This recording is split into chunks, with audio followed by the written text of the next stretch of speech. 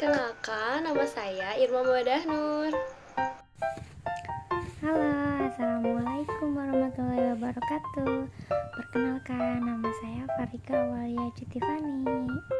Halo teman-teman semua, nama saya Agni Herdan Apisa. Halo teman-teman, perkenalkan saya Fadilah Rajijah. Halo teman-teman semua, perkenalkan nama saya Intan Zahra Nisa. Assalamualaikum. Hai, perkenalkan nama saya Siti Waidah. Assalamualaikum. Hai teman-teman. Perkenalkan nama saya Farha Kamila Tunuha.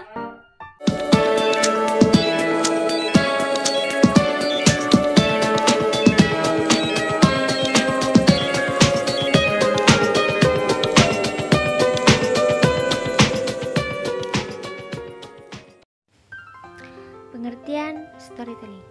Storytelling adalah penyampaian pesan atau cerita secara naratif berdasarkan urutan pada kejadian tertentu, bisa juga cerita tentang kisah hidup dan kejadian secara lisan. Mama Papa bisa menggunakan berbagai media dalam melakukan storytelling ini. Bisa dari video, bisa dari buku, bisa menggunakan boneka, dan bisa menggunakan lain-lainnya. Dalam kegiatan storytelling, Mama Papa bisa memprovokasi dan mendorong anak berpikir secara kreatif, menggunakan gerakan, suara, dan alat peraga.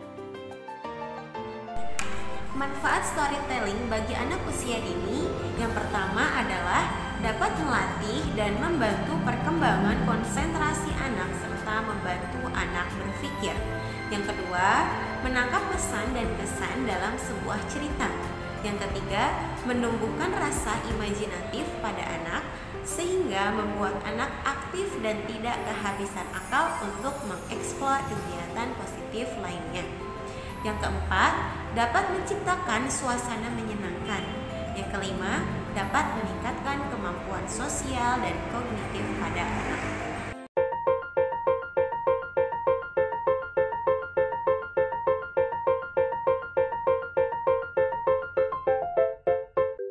Pertama, jadwalkan kapan bisa bercerita dengan anak. Bila si kecil termasuk anak yang sangat aktif, lebih baik Mama Papa bercerita bersama anak setiap malam sebelum tidur.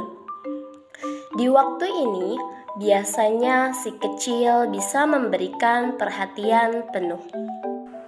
Yang kedua, pilihlah cerita yang sesuai dengan umur dan kesukaan anak, agar anak mudah berimajinasi dan menstimulasi cara berpikir si kecil.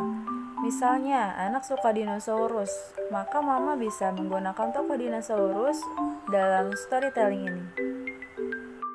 Jangan sampai bosan ya untuk bercerita pada anak, meskipun mama papa mengantuk dan malas. Usahakan untuk menjadikan storytelling sebuah rutinitas yang menyenangkan untuk anak. Ulang cerita yang pernah diberikan dan pancing anak untuk meneruskan sebagian ceritanya, atau biarkan anak membuat cerita kelanjutannya sendiri. Kegiatan ini dapat memacu daya ingat anak.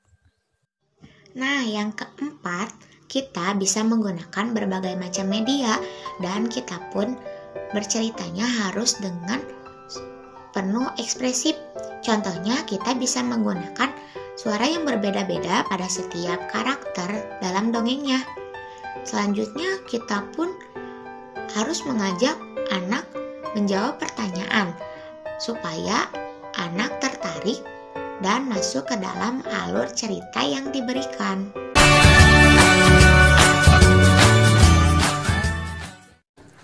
Assalamualaikum warahmatullahi wabarakatuh. Hai teman-teman. Hari ini saya dan rekan-rekan saya akan menceritakan kisah tentang keteguhan Bilal memeluk Islam. Nah, mari kita simak videonya dan dengarkan ya. Jangan lupa tonton sampai habis. Cekidot. Yang pertama, keteguhan Bilal memeluk Islam. Ada yang tahu siapa itu Bilal bin Rabah? Bilal bin Rabah adalah seorang budak hitam. Ia memeluk Islam secara diam-diam.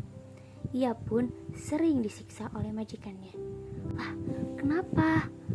Karena majikannya tidak senang apabila Bilal masuk Islam.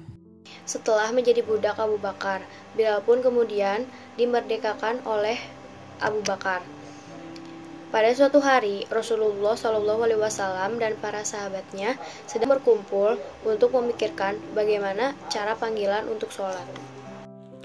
Abdullah bin Zaid bermimpi bertemu dengan seorang lelaki yang memberitahu tentang panggilan sholat yang baik. Lalu Abdullah menceritakannya kepada Rasulullah Shallallahu Alaihi Wasallam. Mendengar hal tersebut, Rasulullah SAW pun menyuruh Bilal untuk mengumandangkan adzan seperti yang ada di dalam mimpi Abdullah bin Zaid. Nah, ketika mendengar azan Bilal, Umar bin Khattab pun langsung menemui Rasulullah SAW untuk menceritakan mimpinya yang sama seperti Abdullah bin Zaid. 3. Saat Bilal terlambat ke masjid. Dalam perjalanan menuju masjid, Bilal mendengar suara tangisan bayi yang berasal dari rumah Fatimah Zahra putri Rasulullah Shallallahu Alaihi Wasallam. Mengetahui putri Rasulullah SAW sedang sibuk, maka Bilal pun membantunya dengan menggiling gandum. Karena membantu pekerjaannya Fatimah, akhirnya Bilal pun terlambat ke masjid. Lalu ia pun menceritakan kejadian itu kepada Rasulullah SAW.